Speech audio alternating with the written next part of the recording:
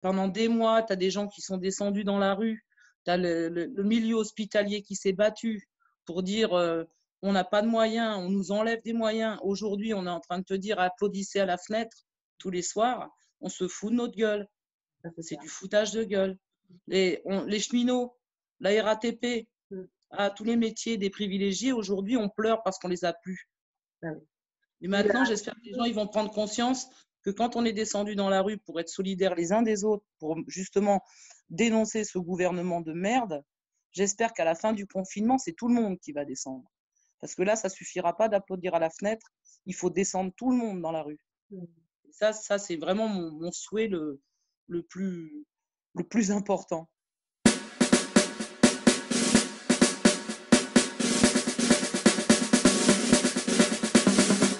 Donc bonjour, en fait avec Femmes en lutte 93, on a lancé un appel à témoignages aux femmes exploitées sans papier des quartiers populaires pour raconter un peu leur quotidien, que ce soit confiné à la maison ou exploité au travail. Donc on a reçu déjà un certain nombre de témoignages et là aujourd'hui on va entendre Ghislaine Tormos qui est ouvrière à PSA. Donc voilà, elle est là. Bonjour Ghislaine. Dis Gigi, donc Bonjour. ça viendra certainement pendant l'interview. Donc voilà, Gigi, si tu peux juste te représenter pour les gens qui vont nous regarder. Moi, comme dit Anan, je suis Ghislaine Tormeau, je travaille à PSA, à l'usine de PSA Poissy, en tant que monitrice sur chaîne. Et puis là, actuellement, je suis en confinement depuis le 17 mars. Fort Donc, heureusement, c'était pas gagné. pas gagné, ouais. Du coup, comment tu as appris, toi, avant le confinement, comment tu as appris qu'il y avait une épidémie et un confinement? Par rapport aux médias, tout ce qui est télé, journaux télévisés, bon, avec les collègues aussi, et puis les réseaux sociaux aussi. Et puis voilà quoi, mais au début, bon, ça parlait de la Chine, puis un petit peu comme tout le monde, ça va pas venir chez nous quoi. Ouais, du coup, au travail, en fait, vous avez eu aucune information. Non, au démarrage, non, aucune. Et après, on a eu des petits dans les briefings, donc à confiner, alors t'imagines, hein, confiner à 25-30 dans 3 mètres carrés, pour nous dire faites attention, ne vous saluez plus, évitez de toucher les poignées de porte, les rambardes, alors qu'avant, on était pénalisé parce qu'on ne tenait pas la rampe de l'escalier, quoi. Ça, c'était au moment de l'annonce du confinement ou avant? Avant, un D'accord. petit peu avant, une semaine avant, une petite semaine avant. En Ils plus, vous ont pas donné de produits, ils vous ont pas expliqué, on rien. n'a rien eu du tout, rien, D'accord. Tu peux rappeler à strictement rien. Poissy, vous êtes combien de travailleurs et travailleuses? On est 3000. Voilà. Et dans ton atelier, tu disais que vous êtes 25. Alors, moi, mon équipe, on est 25 et en tout, on doit être une centaine. Voilà, Ouais. vous êtes tout le temps en contact, etc. On est toujours en contact parce que moi, je suis sur une chaîne où on travaille toujours en binôme. Donc, D'accord. moi, je suis moniteur, donc je fais les remplacements, les dépannages, etc. Donc, je suis toujours en contact avec les gars. Et eux, par contre, les gars travaillent toujours en binôme. Il y a un côté droit, un côté gauche. Ok. Donc, ils sont vraiment en vis-à-vis quand ils ne sont pas collés épaule contre épaule. D'accord. Et du coup, à l'annonce du confinement, qu'est-ce qui se passe dans l'usine? Comment ça se passe? Moi, j'en avais assez de cette situation parce que ça devenait complètement ridicule. Donc, le dimanche soir, j'ai décidé que je ne retournerais pas au travail le lundi. J'ai envoyé un message à mon chef en lui disant que j'exerçais mon droit de retrait.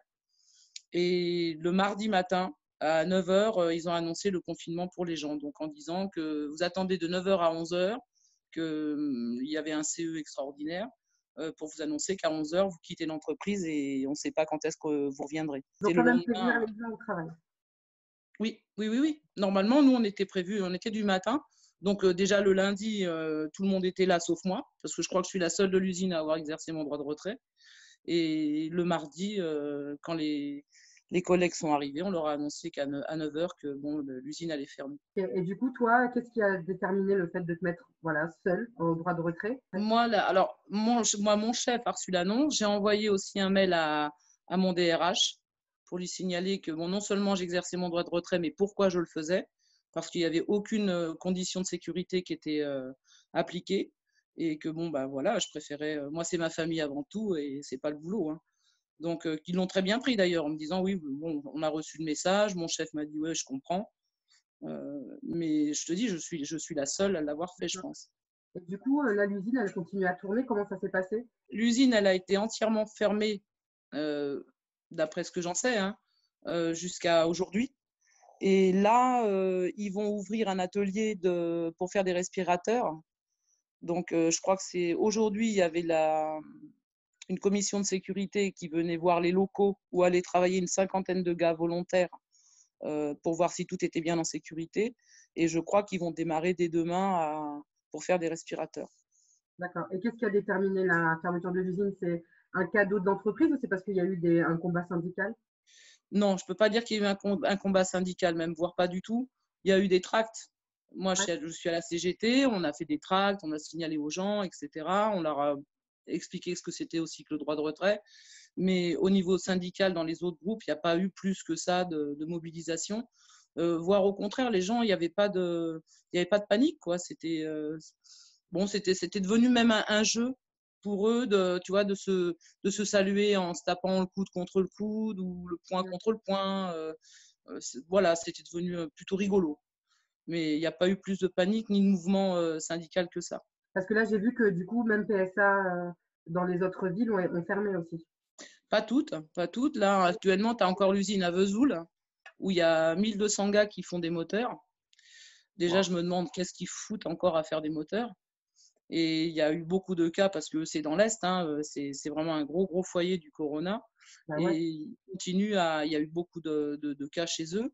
Alors là, ils sont en train de se révolter en disant c'est pas normal, etc. Mais c'est des gens qui prennent pas leur situation en main, quoi. Si tu as 1200 gars qui font un droit de retrait, le patron, il a qu'à fermer sa gueule, hein. Mais avant que ça arrive, je sais pas qu'est-ce qu'il leur faut. Et du coup, donc là, l'usine est fermée. Tu as encore des contacts avec tes collègues au niveau de la propagation de la maladie, ça va? Vous avez eu des retours ou pas? Oui, j'ai certains collègues avec qui on est en contact, WhatsApp ou Messenger. Bon, eux, ça va. J'en ai un qui est avec ses enfants, donc c'est pas évident. Il est tout seul avec ses 2 enfants. Et puis les autres, bon, comme c'est beaucoup de garçons qui sont seuls, ils tournent en rond, quoi. Il y en a beaucoup qui tournent en rond, mais bon, pour l'instant, ça va. Moi, j'ai pas de cas avérés de maladie sur mes collègues. Par contre, j'ai ma voisine d'à côté, oui, qui l'a, elle. Et du coup, toi, comment ça se passe ton confinement? Tu le vis comment une fois la rage passée là Euh, est-ce que Alors déjà, c'est dit ou pas? j'éteins tout ce qui est média, ça c'est clair, parce que ça me gave. Ils sont en train de créer une psychose pas possible au niveau des gens. Et puis moi, bon, j'ai la chance d'être en pavillon. J'ai une petite cour, donc bon, c'est vrai que j'ai de quoi m'occuper. C'est une vieille maison, donc j'ai pas mal de choses. Puis je suis bricoleuse. Et puis bon, j'ai l'habitude, je suis seule, hein, je vis seule avec mon fils, donc être seule à la maison, c'est pas gênant pour moi, quoi. Au contraire, je fais la popote, j'invente des trucs, je pars en live un petit peu, tu vois. Très bien, très Mais bien. c'est assez chouette. Et puis bon, j'ai mon fils, moi, qui travaille, par contre, qui travaille dans un intermarché. Donc ça, c'est D'accord. un petit peu plus gênant pour moi, ouais. Ok, pourquoi? Parce que j'ai peur pour lui, hein. J'ai peur pour lui parce que c'est un petit intermarché où il y a aucune sécurité. C'est un supermarché où personne n'a été, comment dire, les gens rentraient à tout va. Il n'y avait pas de vigile pour empêcher les gens de rentrer ou de dire vous rentrez par 5 ou 6. Donc, c'est vrai que moi, mon fils, en plus, il fait tout ce qui est alimentation des rayons. Donc, il est vraiment en contact direct avec les gens. Moi, j'avais 2, 3 masques que j'ai eu de peinture, donc je lui ai donné pour qu'il puisse se protéger. Parce qu'ils Mais n'ont pas donné bon, de masque. Là, il n'a pas de masque là où. il a un patron qui a été acheté, oui, des masques lui-même au démarrage, mais malheureusement, il n'y en a plus. Et les Donc, gants, c'est des masques en plus, des masques légers, donc il faudrait les changer toutes les 4 heures, ce qui est pas possible. est-ce qu'il a Les des gants, gants? bon, oui, il a des gants, oui, oui. C'est Au moins, pareil, ils ont du gel, ouais, pour ça, non, il a un patron qui a fait le maximum pour les protéger, oui. Mais malheureusement, c'est l'inconscience des gens dans le magasin, quoi, qui fait qu'il y mais a en même trop de temps, proximité. si le magasin met pas en œuvre, tu vois, la gestion des flux, les gens, ils fonctionnent normalement, en fait. Ah bah là, jusqu'à aujourd'hui, ça fonctionnait tout à fait normalement. Ouais. Donc, Donc, ils mettent les gens en danger quand même. Alors que tu vois, ils si, mettent les gens en danger. Je vois les caissiers, le patron a fait mettre de la cellophane ouais, autour c'est leur pote. des caissiers, mais bon, tu as l'air qui passe en dessus, au-dessus. Donc, bon, c'est vraiment minimal, hein, comme protection, quoi. Du coup, la dernière fois, tu disais que tu aidais beaucoup ta voisine qui était, enfin, la famille, en fait, tes voisins. Bah, ma voisine, justement, quand elle m'a annoncé qu'elle avait le corona, je lui ai dit tout de suite, moi, l'avantage que j'ai, c'est qu'avec Raphaël, bon, bah, il peut nous amener des denrées. Ouais. pour ce qui est essentiel pour les gens. Donc moi, j'ai dit à mes voisins, si vous avez besoin de quoi que ce soit, en face, j'ai un petit couple, un petit garçon qui a 2 ans. Je leur ai dit, si vous avez besoin de quoi que ce soit, n'hésitez pas. Donc là, ma voisine qui a eu le corona, je lui amène ses courses. Je lui ai amené ses courses. Et puis là, elle vient de m'appeler ce matin en me disant que mardi, elle avait été de nouveau hospitalisée parce qu'elle étouffait. Donc ils l'ont gardée toute la journée et là, elle est rentrée. Mais comme quoi, ça, une fois qu'on l'a, ça ne veut pas dire qu'on ne peut pas l'avoir une deuxième fois, quoi. Et du coup, pourquoi c'est C'est important que toi de rester en lien de solidarité en fait avec tes voisins, tes bien collègues? sûr, bien sûr, Pourquoi c'est important? c'est essentiel. Puis bon, quand on a la possibilité que j'ai de ramener, moi je sais qu'avec Raphaël, avec mon fils, je vais lui dire, bah, tiens, est-ce que demain tu peux ramener des courgettes, du sel, etc. Bon, lui, il le prend dans le magasin avant même l'ouverture. Il peut faire des courses avant qu'il y ait les gens. Donc, moi, mes voisins, s'ils ont besoin de quoi que ce soit, c'est plus facile pour moi pour les aider, quoi. Bon, en fait, toi, dès que tu peux, tu utilises tout pour créer de la solidarité, quoi. Bah oui, c'est essentiel. C'est Tu fais de la, essentiel. tu fais de la contrebande solidaire. Tout à fait. Voilà, tu t'enrichis pas sur la situation. C'est tout à Non, non, du à ton tout. honneur, Gigi. Et du coup, Comment? est-ce que, j'ai dit, c'est tout à ton honneur, Gigi. Et du Merci. coup, au niveau psychologique, est-ce que ça va, l'enfermement, tout ça, c'est pas, tu dis que c'est pas compliqué pour toi.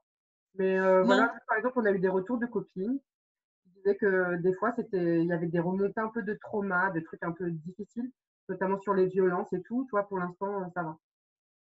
alors, moi, je peux te dire que je suis Leslie, une camarade qui combat beaucoup pour les femmes battues.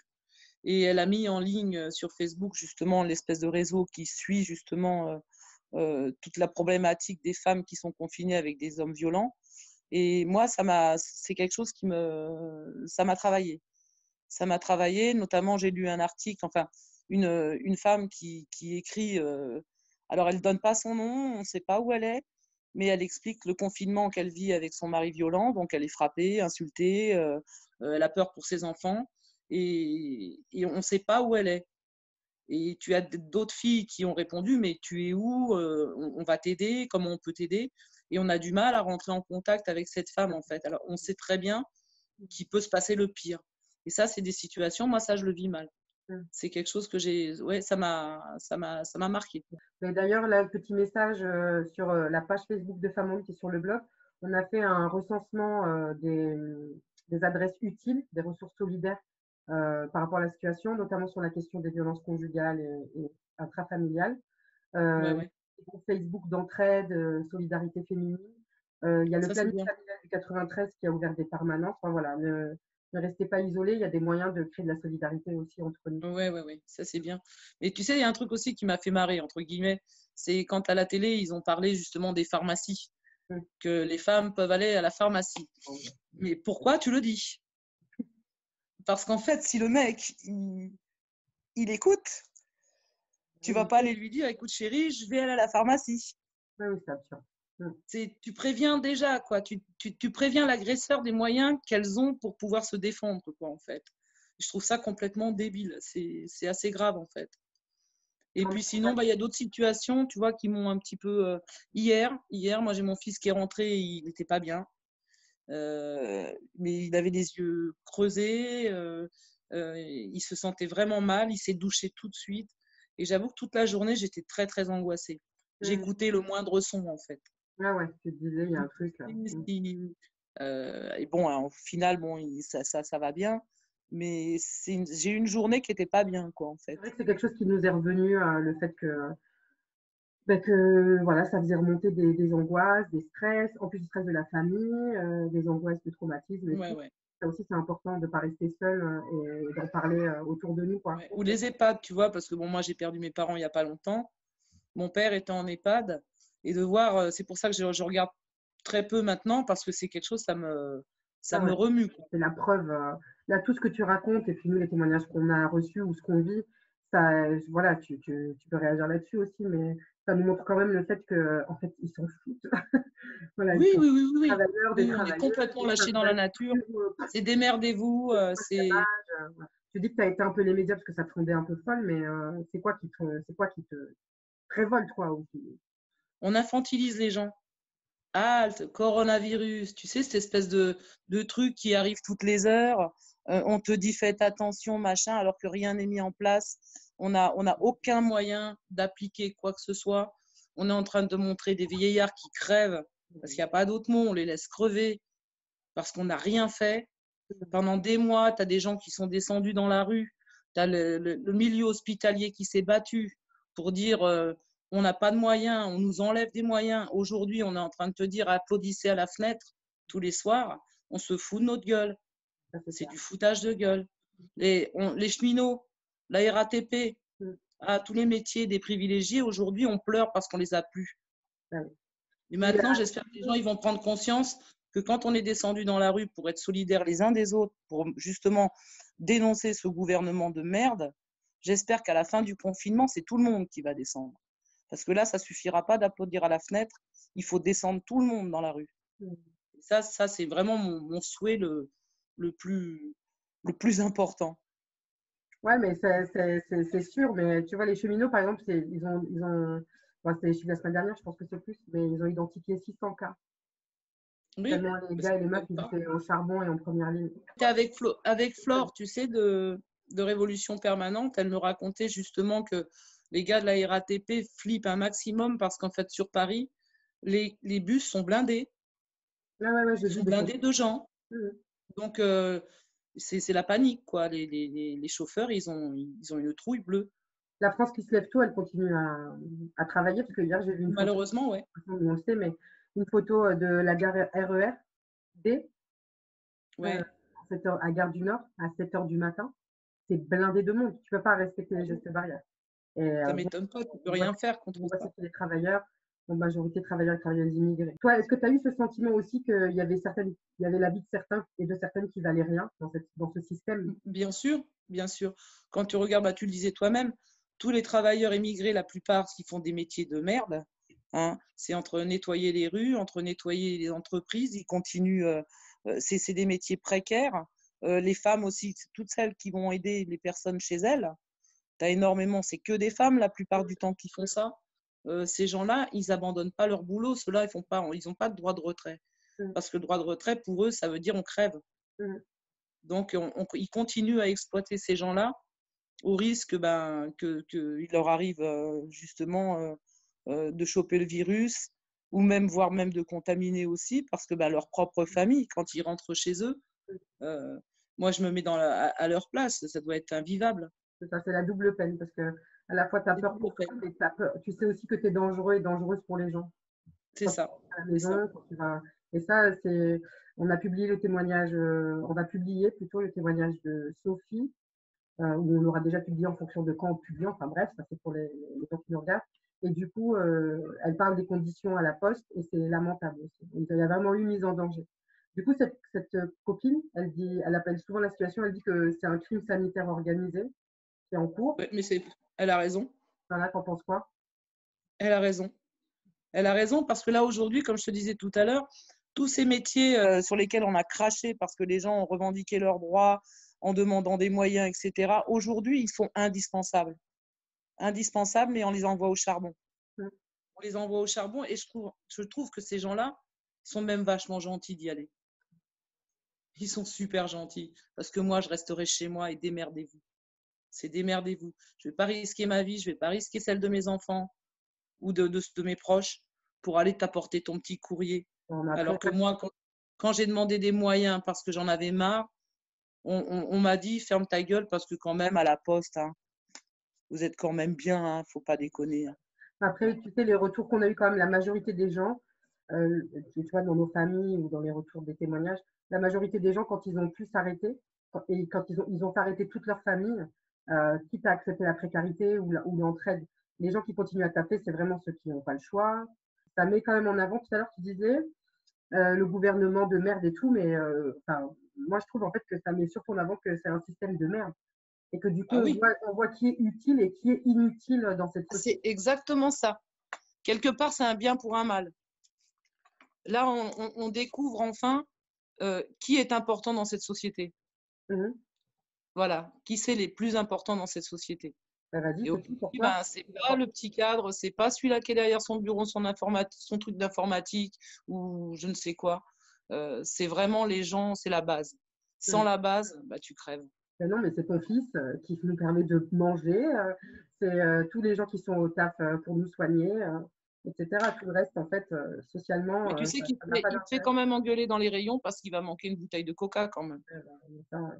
Ça, c'est parce Il y a des qu'après, ça gens touche qui à la osent société, encore. ça touche à la société de consommation. Il y aura tout ça. C'est pour ça, moi, je pense qu'on verra la suite. D'ailleurs, c'est ça que je voulais maintenant te demander aussi. Voilà, quand ce sera fini le confinement, ce sera quoi tes premières actions personnelles ou bien politiques? Je te l'ai dit, déjà, moi, c'est d'organiser quelque chose dans la rue, ça, c'est clair. S'il y a n'importe la première manif qu'il y a, j'y serai, ça, c'est clair. Quitte à m'en prendre plein la tronche, c'est pas un problème. Mais c'est vraiment aller gueuler et essayer de virer tous ces gens qui se foutent du peuple, en fait. Ça, ce sera la première chose. Après, ce sera d'aller voir ma petite fille. Ouais. Ça, Pourquoi? c'est Pourquoi direct. Gigi? Je pose la question même si je sais. Pourquoi Gigi? Mais pourquoi? Parce que je viens d'avoir une petite fille le 25 mars, Ouais, ma deuxième petite fille. un Enfin, bébé j'avais un confiné. petit-fils et ma petite fille. Voilà. Qui s'appelle? Il s'appelle Mila. Et Mila. donc, la Bienvenue première Mila. chose, c'est de réparer ma voiture et de descendre dans le midi pour aller voir ma petite fille. Donc, si tu es mécanicienne, tu peux nous contacter pour aller réparer la voiture de Gigi. Tout à fait. Je crois que j'ai un problème d'embrayage. Voilà, donc si tu es mécanicienne, nous attendons ton appel avec impatience pour aller aider Gigi. Super. Et félicitations, mamie Gigi.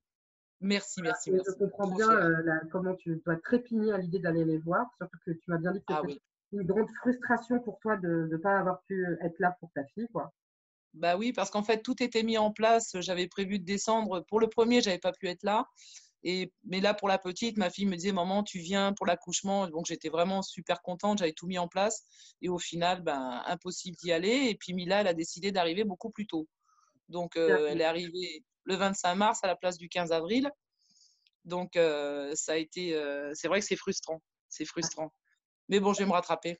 Bah, du coup, bah, voilà, je vais finir comme ça. Moi, j'aime bien les touches un peu affectives. Et happy end. Happy end. Voilà, du coup, bah, c'est quoi le monde que tu as envie de laisser à ta petite fille, du coup? Parce que là, on peut dire que c'est quand même, elle est quand même dans un monde un peu catastrophique. C'est un monde de solidarité, Ouais, d'amour et de solidarité. Et que voilà, les gens y comprennent où est l'essentiel. C'est exact. ça que je vais lui laisser. Voilà. Et à bas le capitalisme. Ah bah, surtout, alors là, oui, Et le je racisme. l'enterre. Voilà, on va vous mettre à terre. On va venir vous kicker. Quand Gigi C'est aura clair. récupéré la Gigi mobile, on Oui, sera là pour les prochaines échéances. ça Voilà, marche. Et je vous attends pour le barbecue, hein. avec plaisir. Bon, alors là, par contre, ça va être publié, donc tu peux pas inviter toute la France à ton barbecue, mais on viendra les femmes en lutte. Ouais, bon, on essaiera de se tasser, hein. La solidarité, c'est ça, hein. Parce qu'au moment où on viendra à Poissy. Bon, ben écoute, Ça bon marche. courage à toi. Tu fais un gros bisou à ton fils. Big up, rap. Ce sera fait. Et Bisous à puis, tous et aux camarades solidarité. aussi de PSA en leur disant ben, force et courage. Et Ouais, rendez-vous à la fin du confinement, hein. ça marche. Un gros Allez, bisou à tous. bisous. Bisous. Salut. Merci.